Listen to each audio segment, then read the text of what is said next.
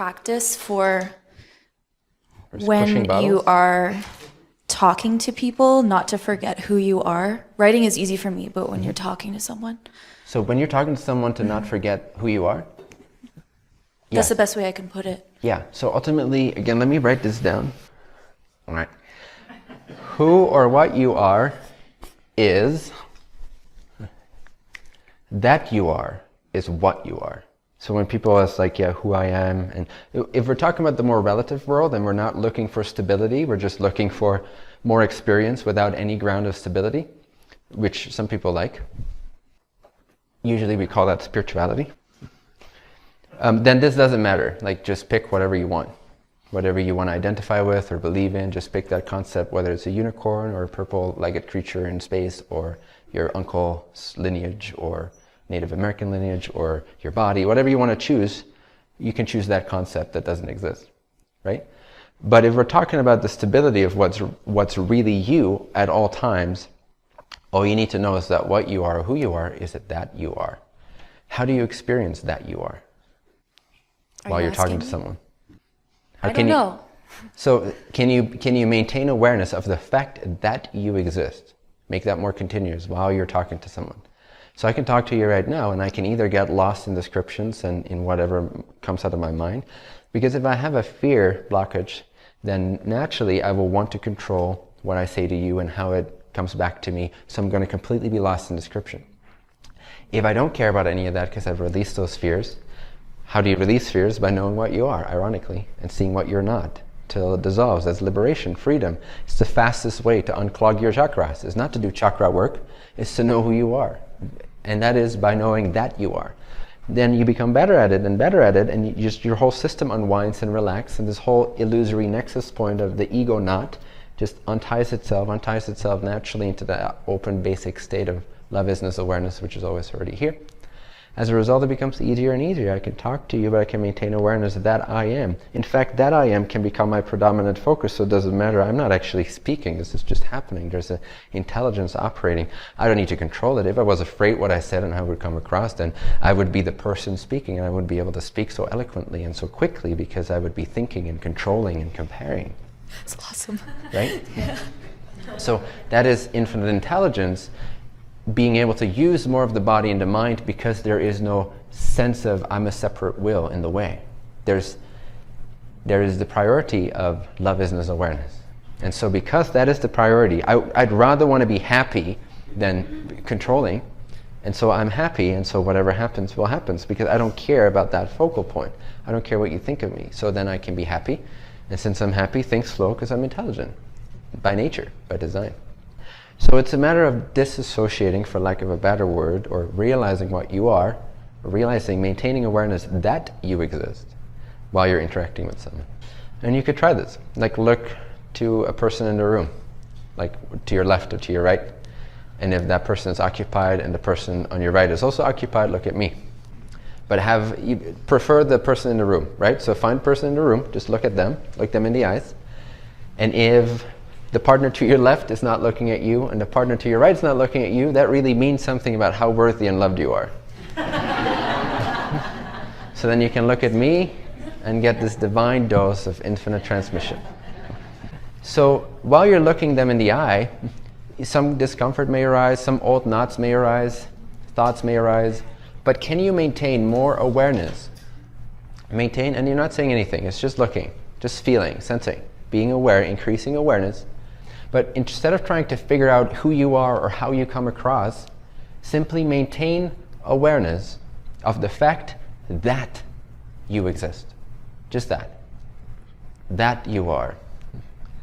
And you can feel the shift. Either you're sort of outward, projecting through the eyes and like trying to connect to them over there. Nothing wrong with that. That's a beautiful stage too. But ultimately you'll see that you can maintain awareness of the fact that you exist, and then this sense of them being outside yourself starts to disappear. Oneness is realized within the heart, within being, by simply being aware that you are being. Now that you have this now that you're more locked onto it, say your name to the other person, I am, but maintain awareness that you are. Say it 3 times, I am, then your name, but maintain more awareness of the fact that you exist. don't pay any priority to your name.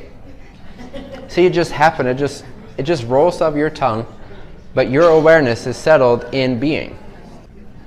And you can practice this, right? If you have a partner, this is great to practice. Or if you don't have a partner, your friend or a neighbor or a buddy. Okay, let's stop saying our names now.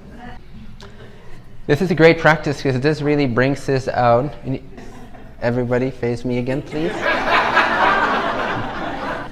We'll all go to Chocolate Tree after this so you can socialize there.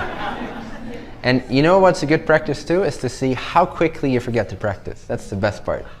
You'll be surprised. In fact, it's now. See?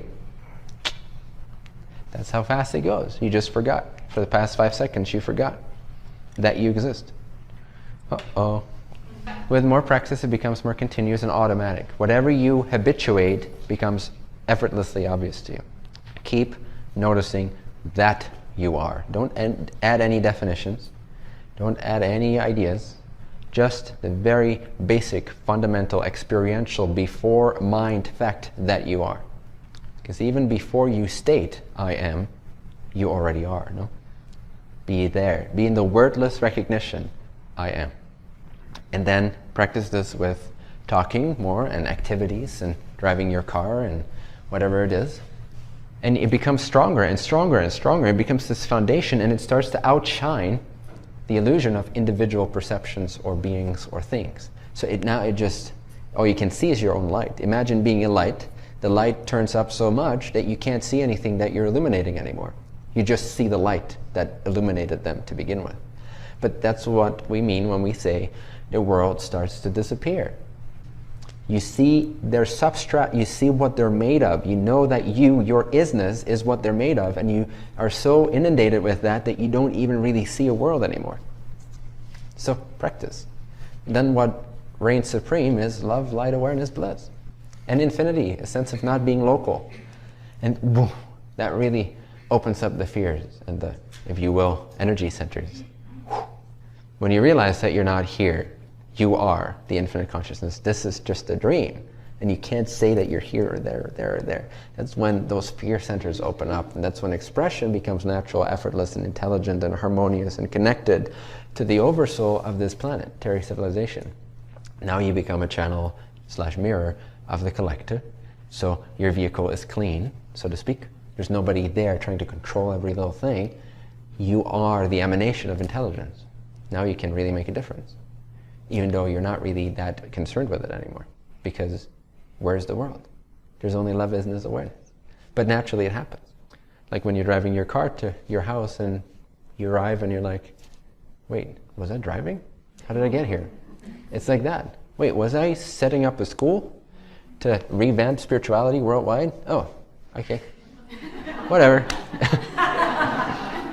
If you say so. I don't experience that without words, sensations, and images. I need to create that as a dream and then believe in it, to give it meaning, to feel like, yes, I'm creating this school. That's not my experience. My experience is love, isness, awareness. And schooling happens, right? Schooling occurs, if you will, but I'm not tying myself to that. Why would I?